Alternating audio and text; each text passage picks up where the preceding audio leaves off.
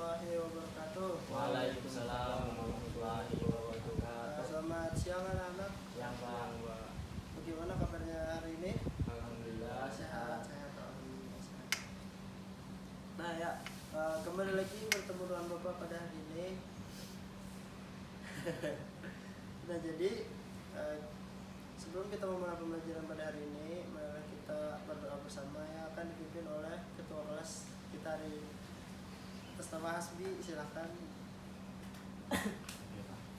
Bismillahirrahmanirrahim. Raditu billahi rabban wa bil islami dinan wa bi Muhammadin nabiyyan wa rasulan.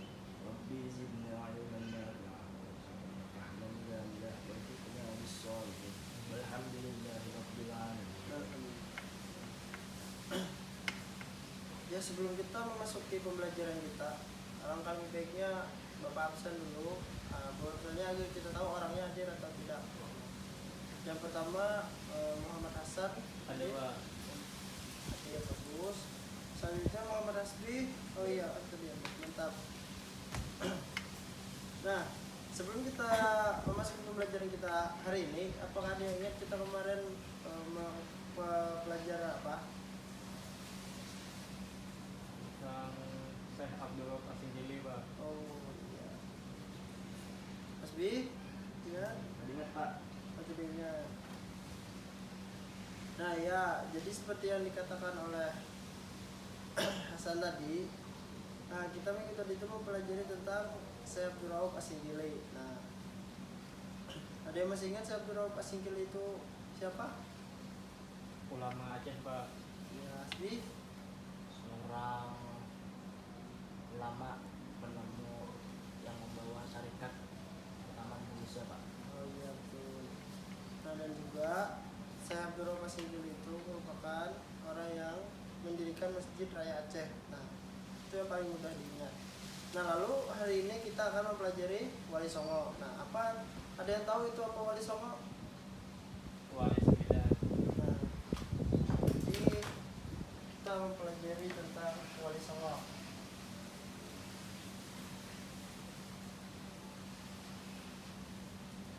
Nah, tahu Wali Sembilan. Nah, tahu Wali Songo ini daerah mana? Ada yang tahu? Jawa Pak. Nah, ya betul sekali, Jawa dari Hasan tadi.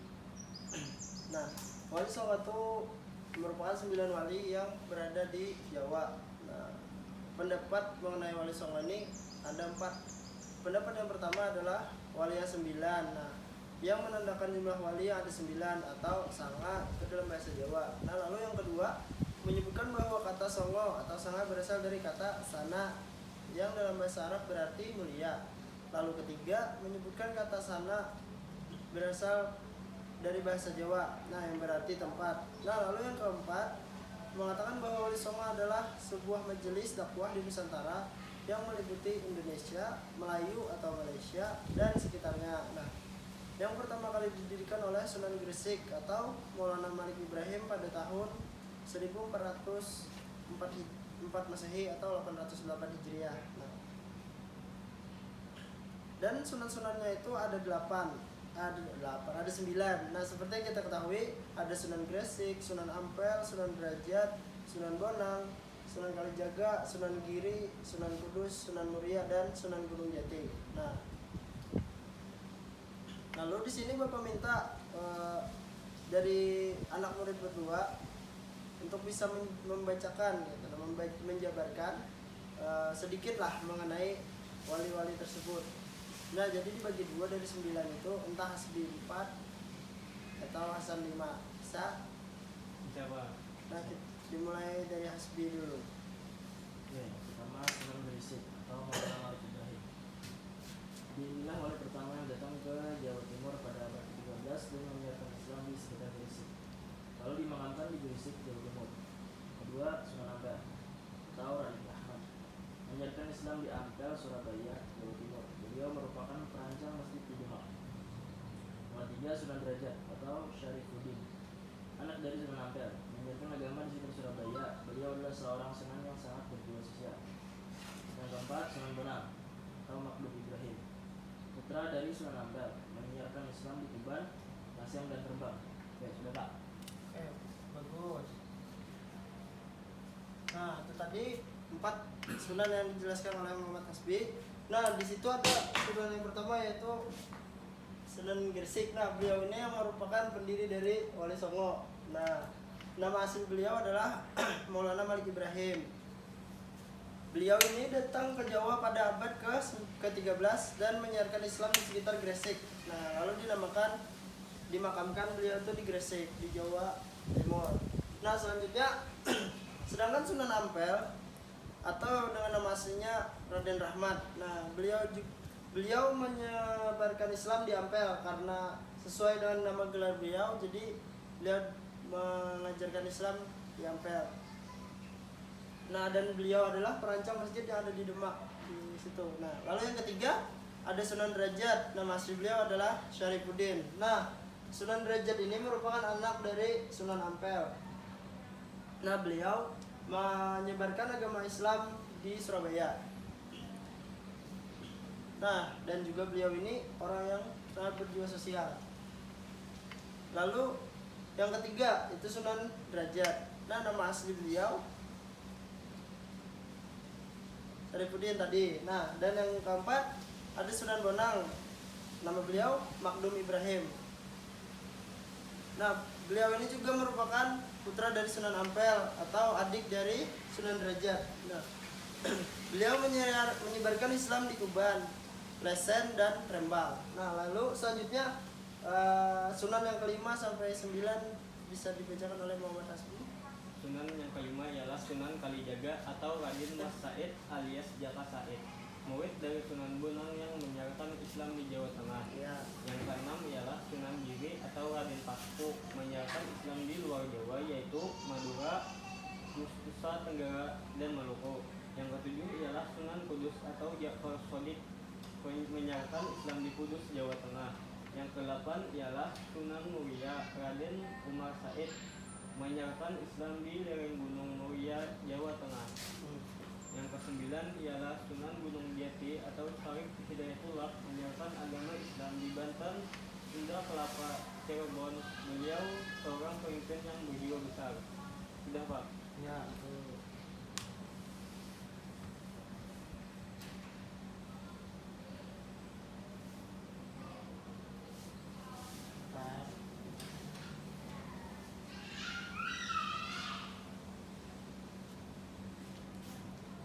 Nah, seperti yang tadi dibacakan oleh Muhammad Hasan, ya selanjutnya itu ada Sunan Kalijaga. Nah, atau nama asli beliau adalah Raden Mas Said atau Jaka Said. Nah, beliau merupakan murid dari Sunan Bonang ini. Nah, dan beliau menyiarkan Islam di Jawa Tengah. Nah, selanjutnya ada Sunan Giri atau biasa dikenal orang dengan Raden Paku. Beliau ini menyebarkan Islam di luar Jawa, yaitu di Madura, Bawean, Nusa Tenggara, dan Maluku. Lalu selanjutnya itu ada Sunan Kudus.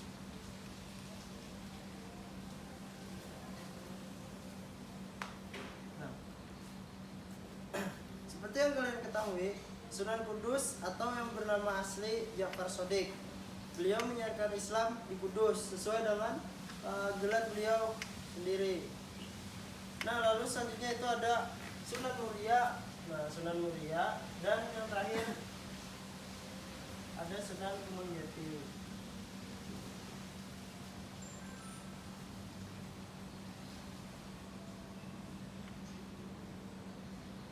Gunung Jati. Nah, yang kedelapan itu tadi Sunan Muria. Nama beliau adalah Raden Umar Said. Nah, sesuai dengan nama beliau disebutkan Sunan Muria. Nah, beliau di sini menyebarkan Islam di lereng Gunung Muria yang berada di Jawa Tengah. Lalu yang terakhir adalah Sunan Gunung Jati. Nama asli beliau Syarif Hidayatullah. Beliau menyebarkan Islam di Banten, Sunda Kelapa, dan Cirebon. Nah, dan beliau juga adalah merupakan seorang pemimpin yang berjiwa besar. Nah, dari sekarang dari yang tadi kita pelajari dan kita baca bersama, dari teman-teman baca tadi. Nah itu kan ada 9 wali. Nah Bapak minta dari yang sudah kalian baca tadi, apa kesimpulan atau pengamalan yang bisa kita ambil dari para wali songo ini. Atau Bapak minta kepada Muhammad Hasbi dulu. Muhammad Hasbi. Ya, Pak.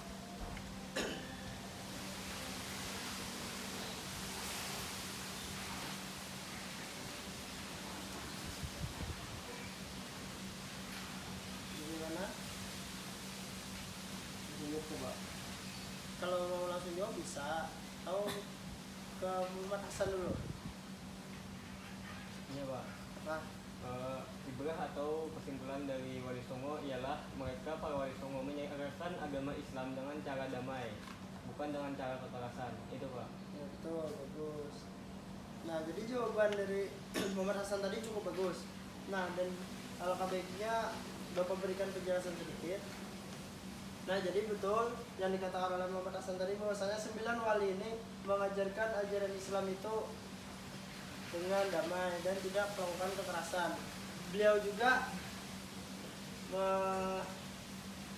memberikan ajaran agama Islam itu dengan menyisipkan sedikit terhadap budaya-budaya masyarakat yang dulu dengan merupakan ajaran nenek moyang, seperti misalnya gamelan, wayang, tembang Jawa segala macam. Nah, lalu para wali songo ini memasukkan ajaran agama Islam sedikit demi sedikit ke dalam budaya-budaya tersebut. Nah, lalu kepada Muhammad Hasbi, Ibrah yang dapat diambil dari para wali songo adalah adanya strategi dalam menyiarkan agama Islam dari para wali songo agar masyarakat pada masa itu mudah menerima ajaran Islam tersebut. iya. Sudah? Sudah Pak. Bagus, jawaban dari Muhammad Hasbi juga bagus. Nah, jadi sedikit Bapak tambahkan. Nah, selain tadi yang dikatakan oleh Muhammad Hasan bahwasanya para wali songo ini memberikan kedamaian dalam mengajarkan agama Islam, lalu Muhammad Hasbi mengatakan adanya strategi-strategi yang dilakukan oleh para wali songo ini. Nah, salah satunya tadi seperti yang sedikit memasukkan ajaran agama pada budaya-budaya masyarakat dahulu, karena masyarakat dahulu percaya bahwa ajaran agama nenek moyang mereka itu bagus. Nah,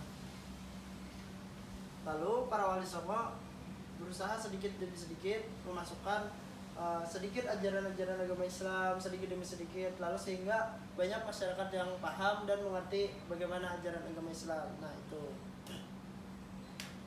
Nah, lalu tadi, itulah tadi yang sudah kita pelajari dari wali songo. Dan untuk memberikan pemahaman lebih lanjut kepada kalian dan agar anak-anak kalian bisa lebih mengerti bagaimana itu wali songo, nah jadi Bapak akan memberikan tugas kepada kalian berdua. Tugasnya sama, nah yaitu tolong dicatat dah tugasnya lah. Nah, jadi tugasnya itu berikan rangkuman mengenai sunan-sunan tersebut. Nah, ini Bapak catat, Bapak tulis. Sini. Nah, rangkum wali songo dan apa pengajaran atau ibrah